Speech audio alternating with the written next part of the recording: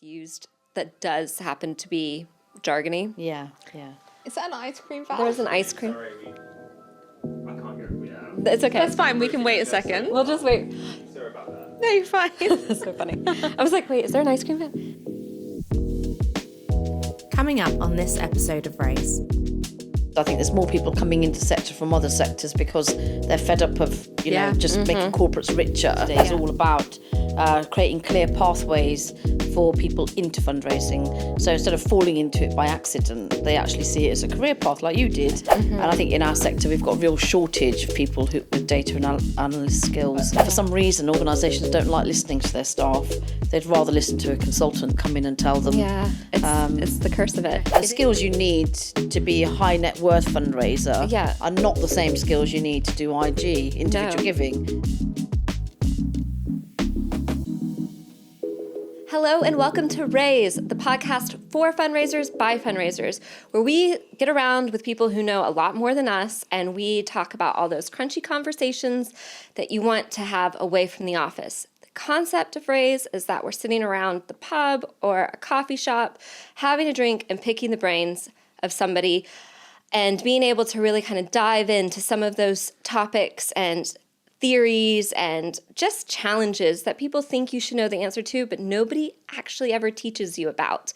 So I'm your co-host, Christine Newbiser, and I'm joined by... Hi, I'm Sian, and today we are joined by Harpreet. Would you like to introduce yourself? Yes, so I'm Harpreet Kondel, and I am the chair of the Chartered Institute of Fundraising and also a fundraiser. Wow. Thank you so much. I feel like that feels like such a big job. I know. And also a fundraiser. It is the biggest job. Yeah. And then how long have you been chair of the CIOF? So I think I'm coming up, in September, I'm at year 2. Okay. So, then I'll have one more year left. It's a 3-year cycle. Right. That you do. Yeah. So it's like a tenure. Everybody does it for 3 years. Exactly. Yeah. And then it's good because it brings fresh blood in. Yeah. And that's kind of what you need, isn't it? Yeah. Otherwise, people just stay in positions for far too long and get tired. Yeah, absolutely. But there's been a lot going on in the CIOF recently, tons of activity, lots of new committees that you guys have brought on. Yes, we've got sort of 4 pillars around the new strategy. Okay. But the new strategy, in terms of what we're talking about today, is all about creating clear pathways for people into fundraising. So instead of falling into it by accident, they actually see it as a career path like you did, and actually, study it and apply it and then can actually enter it. And then as obviously one of the other things we're thinking about is chartering. How do we give fundraisers chartered status? So to get that, do they have to study? Do they get it based on years of experience that they've already contributed to the sector? And so there's all sorts of, we've got 4 pillars based around attracting talent, retaining talent, how do we go about recruiting new people into the sector? How do we grow giving, for example, in the UK? Because we know that giving is in decline. And so basically we've had lots of people volunteer to join those committees, which are chaired by 4 of the trustees who are on the board. And so they're all about delivering the 10-year strategy that we've just launched last year. It's really exciting, actually, and lots of enthusiasm from people to work with the Institute, which is great. That's so fantastic. And just to kind of have a moment of Kevin Bacon's 6 Degrees of Separation, our second episode was with Damien Chapman, and he is one of the trustees, right, for the CIOF. Yes, he is, exactly. Brilliant trustee as well, he is, actually, Damien. Yeah. We're big Damien fans. We love Damien. Just all round big Damien fans. Yeah. He's so knowledgeable. He's so knowledgeable. I was lucky enough to be able to see him today, actually, for a coffee. And did you? Yeah. Raise in action. Yeah. Brilliant. So before we always forget to do this. Oh, we do. Yes. So shall we cheers? So cheers to raising money, voices and glasses. To money, voices and glasses. Cheers. Money, voices and glasses. Cheers. And we're on water today because it's very warm outside and we're all being well hydrated. It's very important to be hydrated. And it's part of my goals for 2026 is to drink more water. So I feel like Brilliant. It's always great when the podcast helps me do that. So, Harps, you've been in the sector for over 30 years now, and you're talking about kind of not falling into fundraising, but really kind of owning it as a career. But I'm really intrigued to know, so how did you get into fundraising, and what's kept you here for so many years? Well, I fell into fundraising, actually, like most of us do. I did. Yeah. And when I was came out of university, we were in a recession actually in 1992. I mean, that feels like we're in a recession forever. So there were no jobs. And Just so thinking, I think I was in a recession as well, like 2008. Yeah, it's just never ending, isn't it? And so I literally started selling advertising space. And then from there, I went to go and work in a mailing house. And I used to sort of manage calls from Halfords, Citroën, Land Rover, Penhaligons, and then sort of do their fulfillment, which is what I was doing. And then I did that during the day. But then 4 evenings a week from 6 o'clock to 9 o'clock, I used to go to Pelham Bales and do outbound telephone calling. Oh, wow. And then I used to do double shift on Saturday and Sunday, and I managed to pay. I had a little bit of student debt, not a huge amount. Right. But I was doing that to clear my debt. And I made phone calls, obviously, for lots of different charities, like WWF, Terence Higgins Trust, National Trust, and various others. And I by the end of it, I was a really good caller. Right. And so most of my calls were really good. And I used to get put on the expensive, more high net worth calling, like the WWF Guardians program. Right. Yeah. I used to do the calling on that. What constituted you being a really good caller? Like, what were some of those elements that meant you were successful in Well, that I space? think that, you know, when you do telemarketing, and I feel like telemarketing kind of lost its way a little bit in our sector, and it just became about the numbers. Yes. And I felt like people were being bombarded instead Yeah. of being heard. And I think a good telemarketer listens to what the person's telling you on the end of the phone, and it shouldn't just be about getting a regular gift at all cost. If somebody's telling you they don't want to do a regular gift, what else can you offer them? Yeah. And so, you know, can they do a one-off donation? I mean, nowadays we've got things like direct debit lottery potentially that they can do instead, which is a lower level regular gift, but it's still a regular gift. Yeah. And so I think it's really about having empathy and understanding and hearing what the person is telling you and responding accordingly, I think. I mean, all good fundraising techniques. It all just comes back to that human connection that you can does. build with people, regardless of whether that's in high value situation or in mass market situations. It's still that human connection. It is. I mean, I did feel like it went a bit robotic at times in the sector where it doesn't matter how many times people said to you, I can't do it. Well, can you do £5 a month? No, I can't do that. No, can you do £2 a month? And just keep saying the same thing over and over. Yeah. That's like AI. That's not responding with a human touch, is it? Which is what makes us different. No computer says no, this is the script. Yeah. And what's kept me here? Sorry, I haven't answered that bit, have I? I think, you know, I've really enjoyed my time at the Red Cross. I spent 10 years at the Red Cross, and I did 7.5 years at Bernardo's. I've done all sorts of stuff in terms of working in support development, set up legacy functions, like the one I set up at the Red Cross.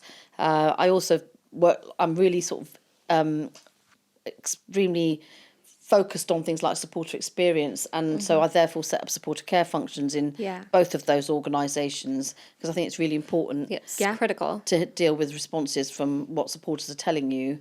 And so therefore, I think, and also I did CRM implementation at Bernardo's, which was extremely challenging, but I think I learnt a lot from that. So I think even though I've been in the sector all these years, I've done lots of different things during my career.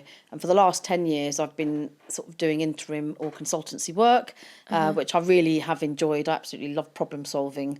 So going into lots of different organisations and working with them. And my God, have we got problems in this sector? I think we have. Oh, God, yeah. I think some really Yes. structural, intrinsic challenges that we really need to really break out of the sort of the tried and true, like, this is how fundraising works, to in order to kind of fix some of it. Exactly. I definitely think it feels like we're at a really pivotal moment in fundraising at the moment, where we either change and adapt and grow, or we go down the road we're currently going down, which is fundraising becomes really hard. Yeah. Charities are doing loads of restructures. Giving is in decline, like you said. It's kind of like, how do we rise to those challenges rather than just doing more of the same? Yeah, exactly. And so you talked a lot about some really big names that you've worked for, and then kind of being set up on your own as a consultant. So have you, in working in some of those bigger organizations and then in some smaller organizations, do you think the challenges that you see are similar, or do you think they're very different based on the size of organization? I would say they're very similar. Yeah. I mean, what I call the brilliant basics, I've seen, you know, working really well in some small organisations and working really badly in big organisations. But equally, I think I do have a bit more empathy and understanding for small organisations because often they're working with a lone fundraiser who's trying to do lots of different things. So they're wearing the data hat, they're wearing the support experience hat, they're wearing the fundraising hat. Yeah. They're wearing the high net worth, they're wearing the, the legacy. They're trying to do everything. Yeah. And so they're kind of spread really thin. So I think for them, I think the challenges are unique. Yeah. And they're obviously sometimes raising a lot less than the bigger charities. Yeah. So I do feel like the bigger charities have a responsibility towards sort of sharing the learnings and what they're doing with the smaller sector, smaller charity sector. So I think, I think the challenges can be the same, and diversity, regardless of whether you've got 500 staff or 5 staff, can be an issue. Yeah. And diversity, I think, still is an issue across that sector. Yeah. I don't think it's as bad as when I first started, 32 years ago. I was often the only person of colour in the room. I can't say that's that often these days. Yeah. And obviously disability as well is a really important one. Yeah. And making sure people are feeling represented. I think as charities, if we can't employ people of colour or people with disabilities, then we're really letting the sector down. Yeah. Yes. Because we should be leading by example there, I think. Yeah. And I think some of the gender bias and parity is starting to change a little bit.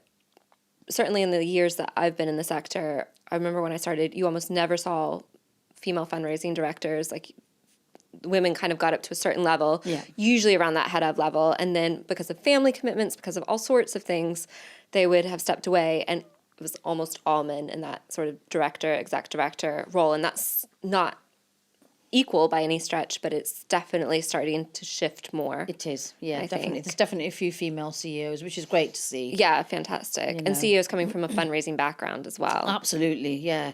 Because I think they understand the unique challenges Yeah. of fundraising. So I think that's always helpful to have somebody in, not just in CEO positions, but also on the board Yeah. with fundraising experience, because they can actually bring a level of understanding to the rest of the board that they don't necessarily have. Yeah. Yeah, and I think you touched on it a little bit there as well, but the importance of how can charities serve communities if their staff don't represent part of the communities that they're serving as well. Yeah. And that imbalance of power and structure that just needs to shift quite immediately as well. I mean, I think you're right. Even it's a class issue as well, I think. Yeah. I think there's lots of people in our sector who are white and middle class and come from quite wealthy backgrounds. And in the, when I talk about the old days, when I first started, lots of people's route into fundraising was doing volunteering first. But if you're from a fundraising from a working class background, you can't afford not to work and get paid for it. So I think volunteering in itself is a privilege, actually. And it's a privilege that you can do if you can afford. Yeah. But not everybody's can afford to do that, No, not at all. So I do think the pathways have to be there for people to come from different backgrounds, and that's partly why I really wanted to do the apprenticeship to bring a bit of diversity to the sector. So this feels like a really good time. Do you want to tell us a little bit more about the apprenticeship that you're running? So the apprenticeship is with an organisation called JGA, and I co-wrote it with Beth Crackles actually during lockdown. Actually, She's the CEO of Sheffield Hospitals charity. Yes, yeah, exactly. So she was the first one that was invited by them to put the curriculum together. But then because she's more of a high net worth and corporate fundraising specialist, and I'm a bit more of an IG and legacy fundraiser. My world, the best world. Yeah. So she asked me. I like the high value world. Yeah, exactly. So she asked me to co-write it with her. So we sort of picked the modules, and I did some, and she wrote the others. And she was initially going to teach it with me, but then I think she decided she had too many other commitments, so she stepped away. But I now co-teach it with Joel Voicey, and it's kind of you do half a day's taught every Thursday, and then you have the rest of the Thursday off where you kind of just do your assignments and your other bits and pieces that you need to submit. It's about 15 months actually, I think, in all. In order to qualify, but it basically teaches you the bedrock, the basics of what you need to be a good fundraiser. So we don't go into lots of things in real depth. We do try, so I do a whole taught 2 sessions on data, for example. Right. How to do a segmentation. Why it's important to have data segmentation, to understand mosaic profiling, all of those things. And sometimes the fundraiser says to me, "But I don't use this in my current job," and I will say to them, "Don't just think about your current job. Think about where you might be in 5 years' time." And how this might be useful to you. So it isn't about teaching you just for your current job. It's about Setting you helping you up. with your career. Yeah, absolutely. Yeah. And so how long has that been going on? Since 2020. Wow. Yeah, so In its yeah. sixth year. I know. I hadn't quite realised it had been that long. Yeah, that's fantastic. I feel like 2026 has like come around really quickly. Yeah, isn't it? I do feel like that we need more and more of those. Like apprenticeships are such a great way for people to get into roles and jobs and sectors, and how we are able to advertise them. And I think it's incumbent upon all of us in our current roles, but just generally in the sector, and when we're speaking to people outside the sector, to let them know that these opportunities exist and what that kind of looks like. And one of the things that kind of struck me in this, when we were talking about diversity, is it gets thrown around a lot as a bit of a buzzword. And when we think about diversity, often it gets kind of put into the EEDI kind of category. But actually, when we need to think about the sector, diversity can mean a lot more than those four letters. Yeah. Well, diversity, I think, it is about those four letters as well, but it's also about, I think it was June Sarpong who did a plenary speech at convention a few years back, and she said everybody should be asking, who's in the room. So she said, when you look around the room, who have you got in the room? Do they represent the people you want to have in that conversation? Yeah. So if you think about, I always think about the Marvel, right? So they've got a team there that assemble, and they've all got different specialisms, haven't they? Yeah. And if diversity was playing out well, what you would have is you'd have people with different specialisms. You'd have people who've come from maybe from a high, middle class background, somebody from a working class background, somebody who's got lived experience possibly Yes. of the problem that you're trying to solve. You might have people from different ethnicities. You might have people with a disability. If you're an organisation that focuses on on a particular aspect of that, or if I was a charity that focused on asthma, for example, if I had somebody with asthma around the table, they can tell me things that perhaps I wouldn't know. No, of course. Yeah. So to me, diversity is trying to have the best people in the room to solve the problem that you're trying to solve. Yeah. And it's not necessarily what they look like, where they've come from, but it's making sure they've got all the aspects and the features that are needed to answer that question. I do feel like it's a bit like Marvel. You've got to have the right people in the right room, I love that. I'm literally just like, Avengers assemble. Yeah, exactly. But it's so true. And I think part of that as well, which you've been talking about, is that bringing people from outside of fundraising in, or trying to make fundraising a viable career that people feel excited by, but also something that they're like, oh, I can do that. That feels like something I can get involved in. Obviously, it's quite tricky, and I've seen a lot of applications from people trying to kind of move into fundraising. How can we support that? Like, how can we encourage people from outside of fundraising to come in and bring their skills and their experience with them? Yeah, I mean, we were talking about this earlier. I think there are very transferable skills from other sectors into fundraising, customer experience, the use of AI, for example, things like listening, so call centre work. Yeah. But I think the problem with our sector is everybody wants somebody who's already got 2 years Yeah. worth Yeah. of fundraising experience. And I just think that's very narrow-minded. I think what we need to be putting on there is to say, we don't mind if you've got transferable skills that answer these questions and show your capability, instead of focusing on just, we've got to have 2 years fundraising experience. So I think the other challenge I think we've got is we've got smaller charities who perhaps can't afford to take a punt with somebody who doesn't already have fundraising experience. Yeah. And this is where I think the bigger charities perhaps need to open their doors a little bit more to bring in people from other sectors, help train them up, and then they can go into smaller charities. Yeah.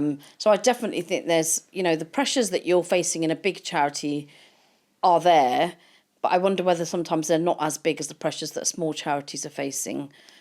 Because actually, they're trying to do everything with a very little budget. Yeah, it's so razor thin often in small charities. And I think I'm a trustee of a very small charity, and you definitely have situations where, sometimes in organizations you're talking about budgets in the millions or a couple of millions or tens of millions or whatever. And in some small organizations you're talking about in the thousands, 100,000s. And the margin of error is so little in that space. It's not a rounding error when you need to raise £1,000, whereas in some organizations £1,000 is a pence in Yes. comparison. Yes. And so it's really different. But I do think, and I think there's something really powerful about being able to hire for potential Yeah. that exists. And then when you need to have somebody who's like geared up and ready to go, and how maybe bodies, professional bodies like CIOF or others could like help that sort of almost feeder of Yes. Yeah. of talent. Yeah, there's a lady called Maya Bowes who's been doing some work in that space, and what she's been doing is she's run marketing herself. Okay. And she's basically set up a company whereby she helps older ladies who've sort of stopped work, gone and had children, and now she sort of helps them to get out of marketing and come into fundraising. Oh, how interesting. And it's working. She's done it, and she's done really well with it. That's so interesting. And also, although some of these ladies are older and they're kind of being managed perhaps by younger, more inexperienced people than themselves, it's a win-win for everybody, because the people who are managing them are also learning. So the charities that she's managed to get those ladies into so far have done really well out of it, and she's continuing to run that programme. And she came to a convention actually and talked about it on a panel. Oh, wow, that's fantastic. So yeah, there are little sort of shoots of that sort of stuff starting to come through, which is really positive. But I think maybe we need to shout about it a little bit more, because not many people know about it, to be honest. What is the name of that program? Do you know off the top of your head? Oh, not that it's not a We test. can find it. We can find it. Yeah, I can yeah. put it in I'm show sure notes if later. I look her up on LinkedIn, Maya, I'll be able to dig it out and send it to you. Yeah, fantastic. Well, we will definitely make sure that we link it in the show notes so people can There's something can like find it. something people, but I can't remember what. I'll have to look it up. Yeah, no, that's fantastic. So as we've been saying, like diversity is huge. It's everything from EDI to making sure that you've got the right people in the room and your Avengers assemble, to the right experience and bringing people in from other sectors as well. So, and this is a really important part, as you said, of the strategy of CIOF. So if we were to kind of be in 10 years' time and look back and say, we've done this really well, actually, this has been a really huge success and fundraising's moved in the right direction, what does that look like for you? So when we were talking about people coming in from other sectors, I think one of the things I didn't say really was about things like data analysis and insight. You know, I think there's lots of transferable skills there. And I think in our sector, we've got a real shortage of people with data analyst skills. Yeah. So I think for me, in the future, I would like to see data being much more focused on. I do feel like in our sector, we spend a lot of time looking at creative and making sure the creative looks good, but are we actually really interrogating our data? Yeah. Are we being evidence focused enough? So in the future, we might have a room where, you know, you've got the creatives in the room, but you've also got the data scientists in the room. Yeah. Because I feel like everything we do, we sort of deal with it in compartments. Yeah. And we sort of, you know, we'll go and talk to that team and we'll go and talk to that team, but we don't sort of bring everybody together. No. And I think the charity that I did work at that I thought did that really well was Trussell Trust. Right. And I think they're just called Trussell now, but they were Trussell Trust when I was there. I just thought they were absolutely exceptional, you know, the way they brought the agencies together. So we had a big Christmas campaign and, you know, everybody got on the call. It was a Teams call, but we shared the results. The agency that were doing the texting were on the call, you know, managing the text campaigns, the agency that were managing the out of home, managing the media, Right. then the fundraisers themselves, and the creatives, and we just all talked about everything. And I thought it was a really good way of doing things because everybody was on the same page. And everybody knew what the outcomes were that we were looking for. Yeah. And I think I wish more charities would work in that way instead of sort of, you know, I'll talk to that agency about the phone fundraising that they're doing. I'll go and talk to that agency about creating the pack, and then I'll go and talk to that agency. But instead of bringing them all briefing. together it's and briefing at once.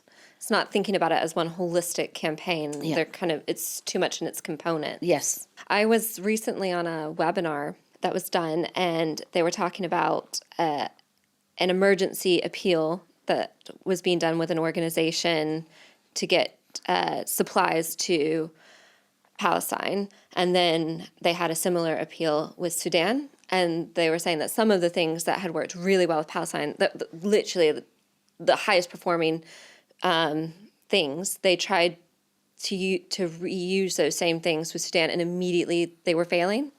They weren't working. But then when they tried very plain text, like not branded, like it kind of disrupting the feed, and this is all social media campaigns for donations, but when they kind of disrupted their feed and it wasn't the same sorts of things, they saw immediate results. And it was this idea of that testing and learning. Yeah. going through, and that you're not testing to find something that works right and then repeat it a million times, but you're testing to continually find what's working right now. Yes, exactly. And it was just I was like, oh, that's such an interesting little like twist to really think about. Yeah, and I do think often we think that communications have to be really slick, but donors aren't looking for slick communications. They're looking for cheap and cheerful. Yeah. They don't want to read, a magazine that's on, 100 GSM and think it's a really expensive paper. Right, Look, why have they put this out? They don't care if it's really thin paper or it looks cheap. Yeah. I feel like one of the challenges I think that charities have is that they've got, we've got all these creative comms departments which are saying, things have got to be on brand, they've got to look really nice. Mm-hmm. But actually that, in my opinion, that goes exactly against what actually our donors want from us. They want to know what impact we're having, and they don't care if it's written on the back of a, really cheap newsletter. They don't mind if it's not slick and it's not looking really curated. Yeah. So, that handwritten font, we know why that works, because donors I know it's not real, but donors feel like they think it is real. Yeah. But, people will say, well, that's not on brand. We don't use that because it's not on brand. Yeah. And I have to try and say, well, actually, it might not be on brand for you, but actually for the donors, it might actually uplift their ability to respond. Respond actually to that. So, I think we can be sort of too focused on the wrong things at times. Yeah. My husband used to work for a charity as well, although not a fundraiser, and they ran a really interesting test where for a DM, and they had 2 sets of paper, and one was more expensive paper, but it felt cheaper, and the other one was the cheaper paper, but it actually felt and looked more expensive. And the more expensive paper, but as you said, looks cheaper, felt cheaper, performed so much better, because donors were like, you're not wasting, quote unquote, but wasting my money on expensive paper. I feel like the money's going to where it needs to go. And actually every white paper that I've read over probably the last 18 months has said kind of the 2 biggest things that donors are looking for is, I understand where my money is going, and I trust you to spend it well, and you're going to tell me how you've spent it. And they are the most 2, that's all that really matters, as you're saying. That's exactly. And certainly when I was at the Red Cross, and we obviously at the Red Cross, British Red Cross, obviously lots of money raised for overseas, but also we raised a portion of money for this country. And so every appeal that we used to do, before I arrived, they were a bit of a, they had some UK and some international, but what I did was I tested it. So I tested international only, and then UK only, and then international 2/3 and 1/3 UK. And that was the winning formula. So 2/3 international and 1/3 UK. Yeah. And then I also tested things like on the donation form I'd like my money to go to Africa, India, whatever, or wherever the need is greatest, and wherever the need is greatest always won. Right. Yeah. Because donors do trust you to do your job. Yeah. They know there's no point in me telling you that you ought to spend the money in India. Yeah. If you need to spend the money in India, you'll spend it there. Yeah. But if you don't, then you'll decide where to Don't spend spend it. it in India just for the sake of spending it in India. Exactly. Yeah. And actually, it's really interesting because even just in that conversation, like I can hear how much charity language we've all just used, right? Like, they DM, Jargon. Because so we're jargony. so comfortable with the jargon, and we've all been in the sector a really long time. Yeah. But say I'm like a high performing sales exec, I want to move into the charity sector, I want to get into IG or marketing, and that language barrier can feel really cliquey and really difficult. Yeah. What can we do as fundraising leaders to help bridge that gap? Well, I think it's very difficult to stop using that kind of language. I mean, and as an interim, I go into lots of different organisations, and you'll have an IT department that's called DDAT sometimes. And I'm like, what does DDAT mean? We have a DDAT. Yeah. So, this jargon, and half the time I go in and I don't know what people are talking about, but I will just say, what does that mean? Can you explain what that is? Yeah. But I don't know how we've got ourselves wrapped up in this world where we're always using jargon, but maybe it's easier than saying things in a long-winded way.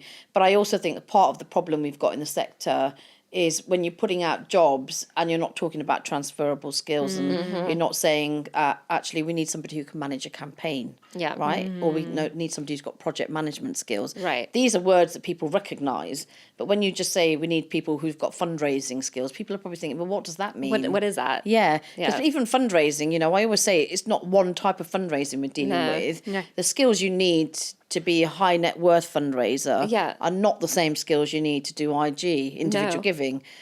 So, you know, how do you make sure that people can recognise their own skill set within the adverts that you're putting out? I think is really important. It's critical. Because, I mean, my background's in trust and foundations, and the skill set that you need in trust and foundations and what you need in community fundraising are worlds apart. Yeah. Like just worlds apart. And so I remember, I've told the story a couple of times. I remember when Sean started working with me at Terrence Higgins Trust. It was my first director role. And I had community fundraising under my remit for the very first time. And that had challenge events in it. And she's like talking to me about the console of a challenge event. And I was like, what is what do you mean a console? Like, I was like, what is... And I was like, why do you not know what a console is? Like, this is a really basic critical thing. And I was like, is it?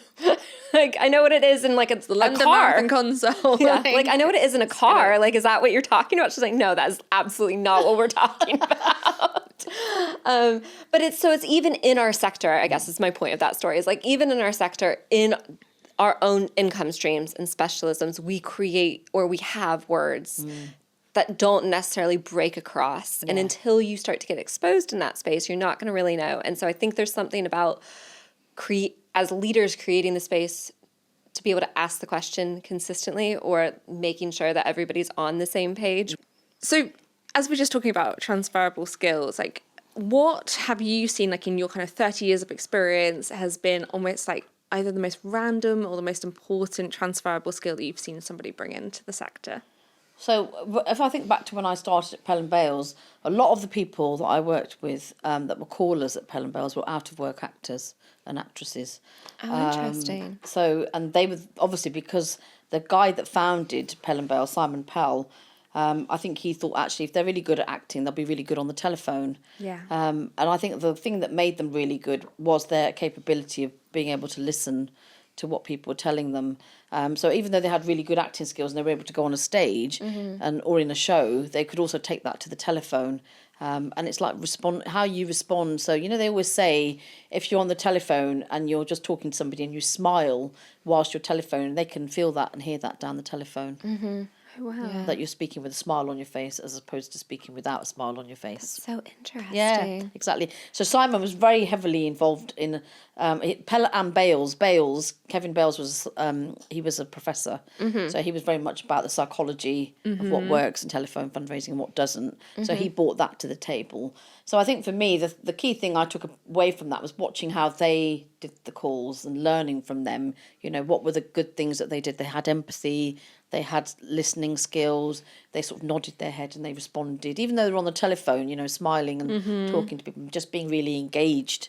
So I think they're still transferable skills. And if I was sitting in front of somebody, it's about behaving in the same way as if you were on the end of a telephone. Yeah. You know, and these days it can be even harder when you're on a Zoom call or a Teams call. Yeah. You know, how do you appear engaged with somebody who's like a high net worth donor? They haven't had time to come wherever you wanted them to come, so you're doing a quick call with them on Teams. Yeah. But it's about listening to them, you know, asking them what they need and responding accordingly. So I think empathy and understanding and listening are really, really important skills from my point of view.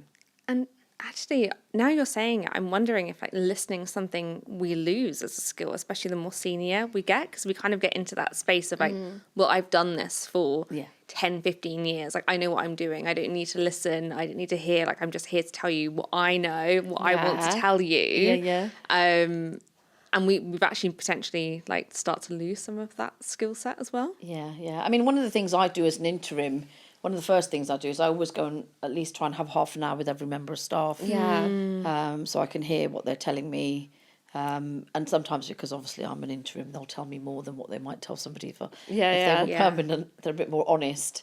And quite a lot of the time when I go into organisations, I'm not telling them something that they didn't already know or that their staff hadn't already told them. Yeah. But for some reason, organisations don't like listening to their staff. They'd rather listen to a consultant come in and tell them. Yeah. It's the curse of it. It is. And I think it's a real shame, because I do feel like if there was a bit more understanding and listening, to your staff. You actually might find out what the issues are that you're facing. Yeah. Why are you having those challenges? And I think as well as listening, I also think sometimes when you get to a certain level, there's a barrier.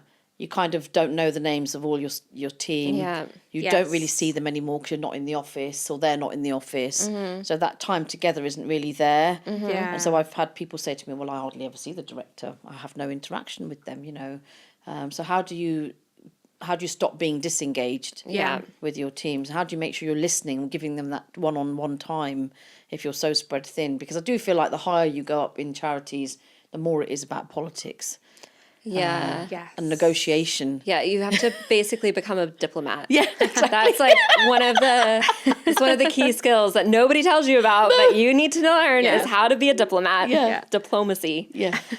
We do coffee roulette in my team. So we spend every month you get assigned somebody else in the team. You spend half an hour with them, and the idea is just to get to know them, to spend some time with them, and then I try and do half an hour with every single member of my team every 6 months, which is just like a check-in. Everybody that I don't line manage, it's like hey, I just want to see how it's going. Like it's that almost like skip level. It enables you, as you said, to be able to hear the things. I have at most organizations that I've been director at, where it makes sense to, I've had Ask Christine sessions.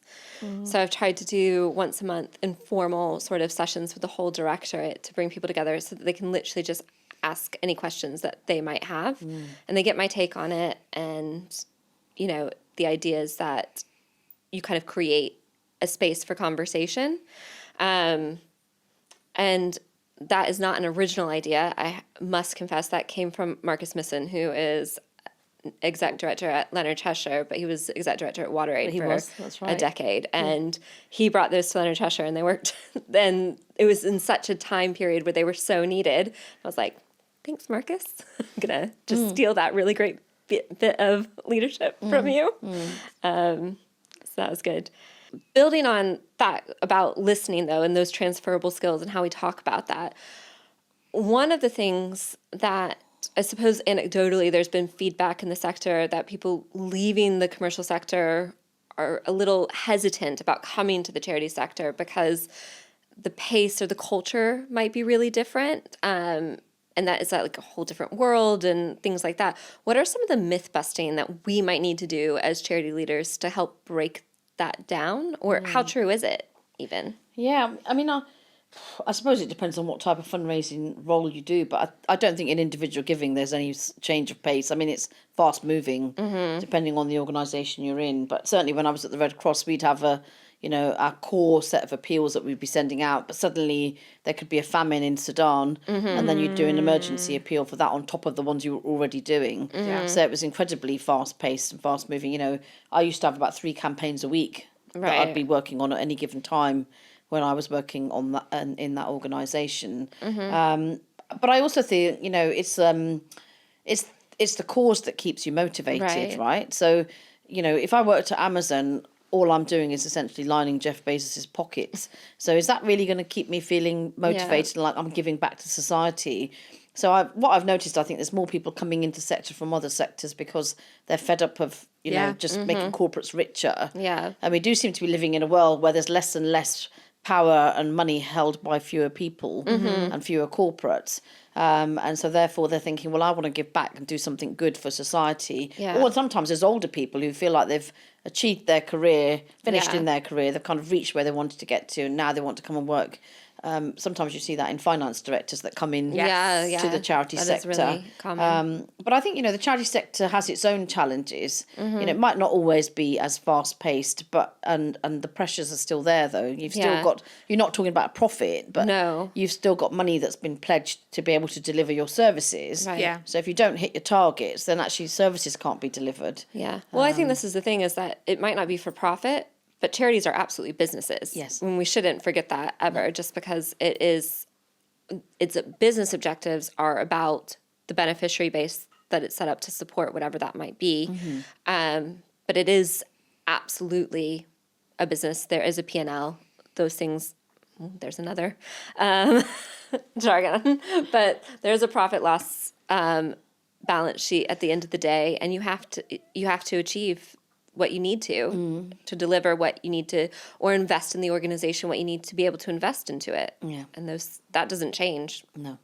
And actually, I think as well, like the real important takeaway there is actually that you said people aren't motivated by like lining somebody else's pocket, but actually we've got responsibilities as fundraisers to stay connected to the causes that we work for as well and that we're fundraising for. So it's how do all of your team have KPIs around volunteering or spending time with services or like getting out and seeing the work that you're actually delivering and like keeping that connection going because that's a really important retention. It is. Thing One of the then. most important things that you have to go out and visit the work. But equally, you know, people that work in service delivery should be trying to understand what fundraising is about. Yes. You know, the best service delivery people that I've worked with are the ones that, you know, I've had them in the room when we've gone to brief a DRTV ad. Yeah. Because they're right on the front line. They know what we do. They know what works, what doesn't work. So when we start saying, can we try this? They're like, no, that's a no-go. You know, so having them in the room is really valuable. Yeah. And on the few occasions where I've had those people in the room, at the end of it, they say that was really insightful. It's helped me to understand how you do your job and why what we're doing is important to help you to do your job. Yeah. So it's a two-way street, and too often it's not reciprocated. Everybody wants fundraising to understand how everybody else's departments work. Yeah. But actually, very rarely does anybody come into fundraising to understand how fundraising works. And when I say fundraising, it's all the different elements of fundraising. Yeah, exactly. Not just one channel or one type of giving. Right. It's the whole portfolio. So, what would be a really tangible takeaway if somebody wanted to increase diversity and look at bringing somebody maybe from outside the sector in or improve just the general diversity within their team? What's one small tangible shift that somebody could make in their recruitment practices? So I think where do you go to recruit? So what channels are you using? You know, are you on LinkedIn? Are you using a headhunter? Do you advertise? So for example, if it was if it was a data role I was looking for, would I go out and advertise in the data press? You know, in the commercial data press. You know, because there's marketing magazines, there's campaign and things like that. If I was trying to get those skills, would I advertise in those? Unfortunately, I think most of the time we advertise in the third sector press. Yeah. So obviously we're only fishing from the same pool. Right. But I think the other thing is the language that we use in the adverts, you know, like we were talking about earlier, you know, when we're trying to recruit, if it was a data role I was trying to recruit from, I would be using things like the language that they understand. And that's why often when I go into organisations and they've got really bizarre job titles, I always say to them, don't change the job titles to make them sound clever. Use job titles that are consistent, that people can recognise. Yeah. So if I work in that sector, I can look at that job description and think I can do that job. Whereas if it's a really strange name, I might look at it and think, actually, I don't think I can do that job. Yeah. What does that mean? You're immediately excluding people. Right. So, you know, in the adverts, we should be using the language that they can understand and they can relate to. Yes. Rather than just our own sort of jargon that we use in our sector. And there was also a really good website we had at THT. We had an EEDI, director of EEDI, and she recommended us. I'll have to look. I'll put it in the show notes. But it was a website that you could also run like a job advert or a JD through, and it would pick out any language that showed a bias, and it would really flag good. it for you, which was really interesting too. It's also that anonymised sort of Yeah. recruitment, isn't it, that they talk about these days? Yes. Where they take people's names off and you're just looking at the CV or the application without the name on, so you can't introduce bias. I think that's quite good. Lots of charities are using that now. Yeah. And then there's the questions in advance. You know, if you circulate those, then people can come prepared. Yeah. Especially those that perhaps struggle with Yes. answering questions on the spot. Yeah. So it's trying to open up your recruitment practice to be a bit more sort of focused on the people that you're trying to actually recruit, make the process easier for them.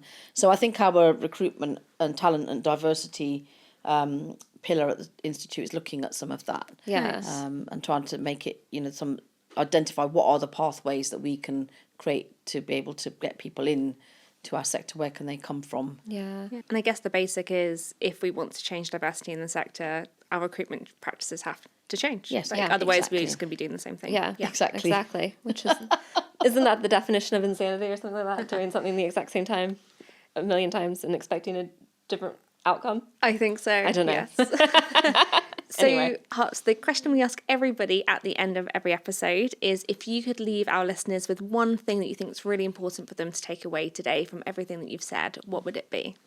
Gosh, that's a question. I know. I suppose, fundraising, like you say, is in, real turmoil at the moment. There's some real challenges that we're facing. And I think the CAF 2026 report, Yes. showed that income is going down. We also know that people are leaving the sector. Yeah. So I think we need to kind of really be focused on how do we keep and retain talent in our sector and diversify the talent.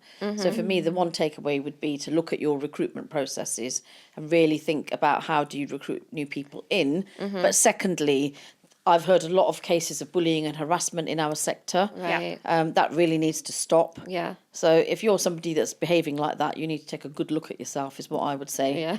Are you actually in the right position if you think that that's how you think you can behave and get away with it? So I think the key thing there for me is about how do you retain staff? And if somebody is being bullied, then I would say to you, reach out and speak. We've got something called Spot on our website where you Great. can anonymously report or whistleblow if you feel you need to. That's so important. Yeah, exactly. So important. Yeah. And then, that's what HR departments are there for. Yeah. Yeah. And lots of organisations have employee schemes as well. Yes. Independent from the organisation that you Yeah. can ring. But I think if you witness things like that, you've got to reach out Yeah. and I mean, be there's brave no enough to space. put a stop to it. Because you won't be the only person that person is Yes. doing No. that to. There's just no space for it, and it doesn't need to happen. There's no reason to work that way. No, agreed. No, for sure. Thank you. Thank you so much for joining us. That's This has so been, good. we've crammed a lot into this Yeah, we episode. really It's been a really did. good It was- conversation. It was really fantastic to have you. I'm so excited that we thank were you. able to have you on the Raise sofa. Thank you so much for joining us for this really important episode. Please do like, share, and subscribe. It really helps us reach even more amazing fundraisers out in the sector.